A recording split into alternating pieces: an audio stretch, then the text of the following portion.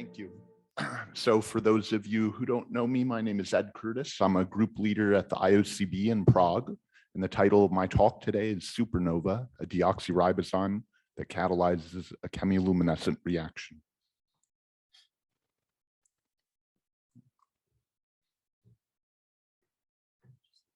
Oh yeah, that's what I'll do.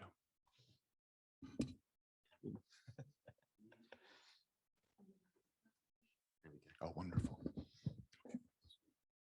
Okay, so I want to begin my talk by sharing with you two perspectives about the functional potential of nucleic acids.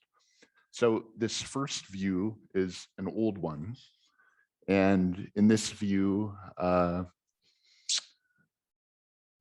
and RNA are kind of passive molecules. They're good at storing information, but they need proteins to read them and to interpret them. The second view is a more modern one. And in this view, DNA and RNA can do many of the same things that proteins can, including bind ligands and catalyze reactions. Our group is interested in the second, more modern view of nucleic acids, and we're trying to learn more about the interesting and useful things that DNA and RNA can do.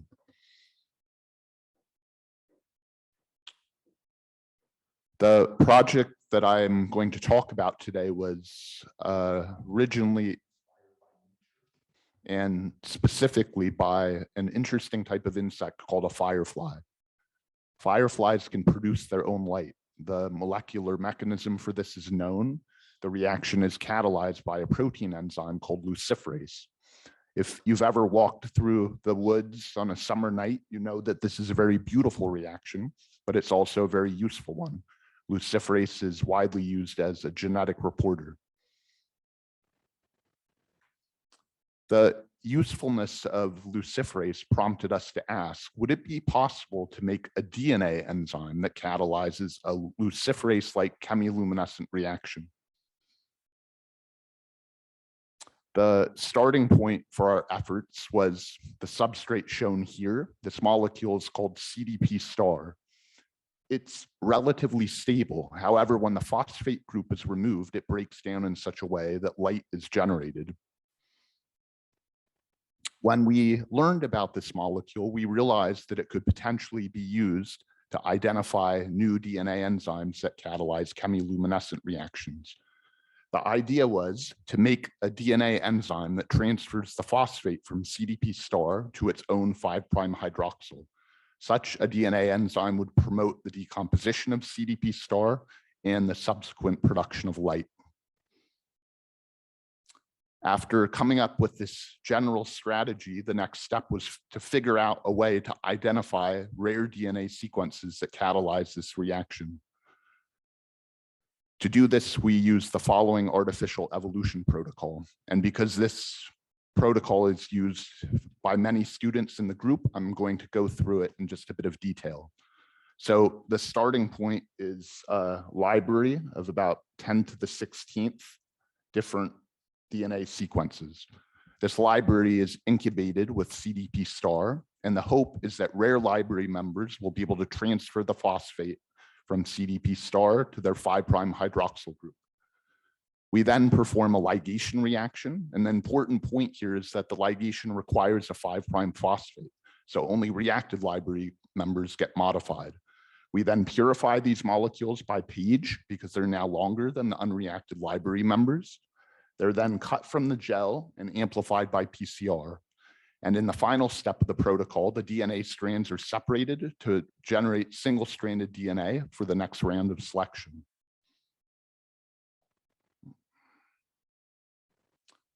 So this protocol worked, and we ended up identifying DNA enzymes that could phosphorylate themselves in the presence of CDP star. So this gel in the upper right-hand corner shows a time course of self-phosphorylation catalyzed by one of these deoxyribozymes. So in this experiment, we mixed the deoxyribozyme with CDP star, stopped the reaction at various times, performed a ligation, and then analyzed the material on a page gel.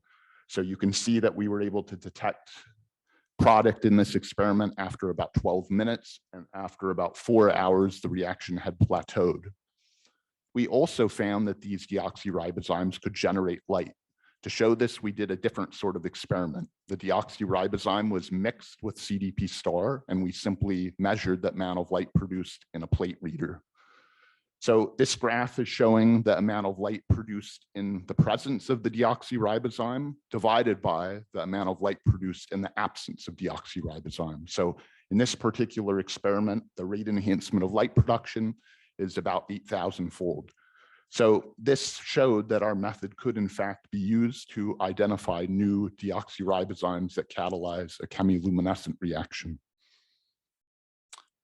So at this point, we knew the sequences of some of these deoxyribozymes, but we didn't know the parts of the sequence that were important for catalytic activity. So to address this, we took one of the most active deoxyribozymes in the library, which we named Supernova, and we made a second library by randomly mutagenizing its sequence at a rate of 21% per position. We then took this library and performed a second artificial evolution experiment to isolate the active variants. These were then characterized by high throughput sequencing, and this yielded a data set of about 135,000 variants of supernova. This slide shows the progress of the selection as monitored by high throughput sequencing. So these little numbers indicate the position in the library, and the y-axis is showing the extent of conservation. So the taller the letter, the more conserved the position. So in the first 3 rounds of this reselection, the sequence logos look about the same. The reason is that even though we were enriching the population for active variants, the active molecules were still too rare to see by high throughput sequencing. In the 4th round, however, we saw something very different. There are these 3 stretches of highly conserved nucleotides separated by these 2 less conserved regions. So we interpreted this as the minimized catalytic core of the deoxyribosome. We were able to confirm this by deleting these unconserved regions and replacing them by A4 spacers. So the resulting deoxyribosome is 46 nucleotides. So that's about twice the length of a standard PCR primer. We also were able to use this data to make a secondary structure model for supernova. So to do this, we analyzed the extent to which different pairs of positions in the deoxyribosome were correlated.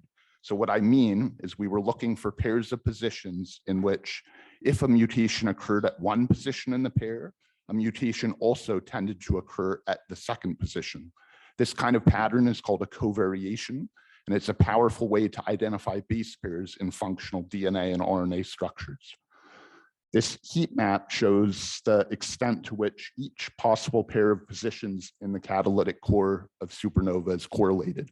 So each square represents a different pair of positions, and the darker the color, the more strong the correlation.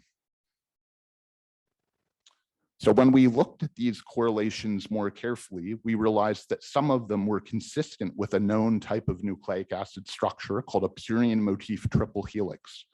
So this kind of structure is made up of base triples rather than base pairs.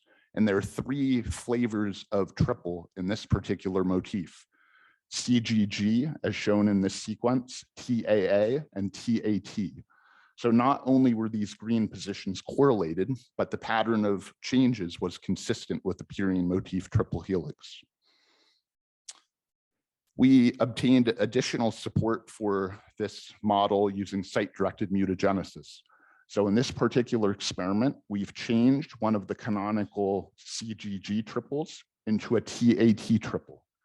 So each of the single and double mutation variants should disrupt the ability of the triple to form, and they result in a decrease in catalytic activity. However, when we combine these deleterious mutations, we restore the ability to make the triple, and we also see a rescue in catalytic activity. So this is kind of a classic way to confirm base pairs in functional DNA and RNA structures, and we used a similar approach to obtain additional evidence for our model. We also noticed a number of positions that form a network in which every position is correlated with every other position. These are shown in green on the heat map and also mapped onto the secondary structure. So as you can see, we can't fully rationalize this network based on our secondary structure model. So one interpretation is that these positions are close together in the three-dimensional fold of supernova. We're not structural biologists, but we're collaborating with colleagues at my institute to try to determine this structure by NMR. We also spent some time investigating the effects of different reaction conditions on the ability of supernova to produce light. From my point of view, the most interesting result of this study was that supernova requires multiple zinc ions for catalytic activity. So this graph at the top shows the catalytic activity of supernova in a series of buffers containing different divalent metal ions. We only see activity in the buffer containing zinc. We also found that zinc affects catalytic activity in a very cooperative way. So the shape of this curve is not consistent with a single zinc binding site. Instead, it suggests that multiple zinc ions are required for function. From our point of view, this is interesting because some protein enzymes that catalyze reactions similar to supernova contain 2 zinc ions in their active site. So one interpretation of this result is, even though we're working with a completely different sort of polymer, somehow the architecture of the active site is similar. However, it's important to emphasize that right now we don't have conclusive evidence that these zinc ions are playing a catalytic role. So it's also possible that they're simply promoting the folding of supernova into its catalytically active conformation. So this is another reason we would like to get a high resolution structure. Perhaps it would help us to distinguish between these two very different models. So having a light-producing DNA enzyme is perhaps interesting, but for some applications, it would be desirable to couple light production to the presence of a ligand. To see if this was possible, we attempted to make a version of supernova that would only produce light in the presence of a specific oligonucleotide sequence. So to do this, we first inserted part of the sequence we wanted to detect into this loop. And we knew from previous experiments that you can put virtually any sequence here. So this didn't affect catalytic activity. Supernova was still in the on conformation, it still produced light. Next, we put the reverse complement of the full sequence we wanted to detect at the 3' end of supernova. And because these two insertions are complementary, we reasoned that they would form a helix and perhaps disrupt folding. This seemed to be the case because this variant was no longer active and it couldn't produce light. We then asked what would happen if we titrated in the target oligo. At sufficiently high concentrations, the target oligo would probably base pair with the 3' end of supernova and therefore prevent this inhibitory interaction from forming. So that's what happened. We found that this variant produced light as a function of concentration of the target oligo. We were also able to show that this effect was specific. To do this, we made 5 different sensors, each designed to detect a different target oligo. And for each of these 5 sensors, light was only produced in the presence of the target of interest.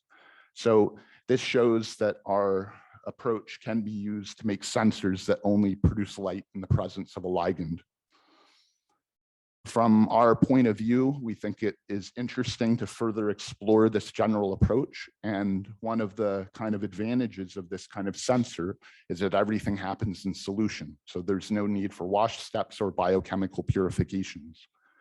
However, before we get too far into designing additional sensors, we think that it's important to continue improving the catalytic activity of supernova. So in the next few slides, I'm just going to briefly tell you about our attempts to do this. So the kind of conventional approach to optimizing a nucleic acid, once you've isolated it, is to make a library by random mutagenesis and do a second selection. In this case, however, we have a lot of information about the sequence requirements of supernova, and we think that we can use this information to make a smarter library. So we designed a method in the group to generate libraries that are enriched for a particular secondary structure. We call this a secondary structure library. And this figure shows a secondary structure library we made based on supernova. So these blue positions are ones that were highly conserved in our data set of about 135,000 supernova variants. So we kept them constant in the library. The purple positions are ones that exhibited some variation. So for example, if you look at position 3, sometimes we see an A, sometimes we see a C. So we encoded this by M, which is 50% A, 50% C. Finally, the base triples were encoded in such a way that each of the 3 canonical possibilities can occur, and every possible combination was represented in the library. Another kind of unusual thing that we've started to do is explore the idea of performing selection experiments in a single step followed by high throughput sequencing rather than the 10 or more rounds that are typically required. In this case, our library was rather small, about 10 to the 7th different variants, so it was possible to do this. The graph on the right shows typical data from this sort of experiment. The green bars indicate the distribution of read numbers in the starting library. So we simply took the library and sequenced it without doing anything else.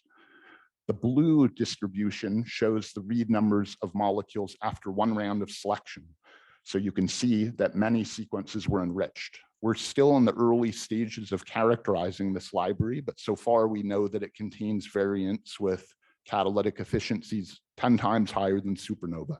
So this is encouraging. Okay, so to summarize, we made a DNA enzyme called supernova that generates light. We showed that this can be modified to act as a sensor that only produces light in the presence of a ligand of interest. And finally, we're trying to improve the catalytic efficiency of supernova using secondary structure libraries and one-step selections. So in this final slide, I want to thank the many people involved in this research. This includes the students in my group, as well as collaborators. I want to highlight the contributions of Katka, Martin Jakobetz, Carolina, and Andra. These 4 students did most of the work that I talked about today. I also want to thank funding agencies for money to help us with this research. Also, thank you to the organizers for inviting me to share my research, and thank you all for sticking around until the bitter end. And now I'll give you a chance to ask some questions. Thank you.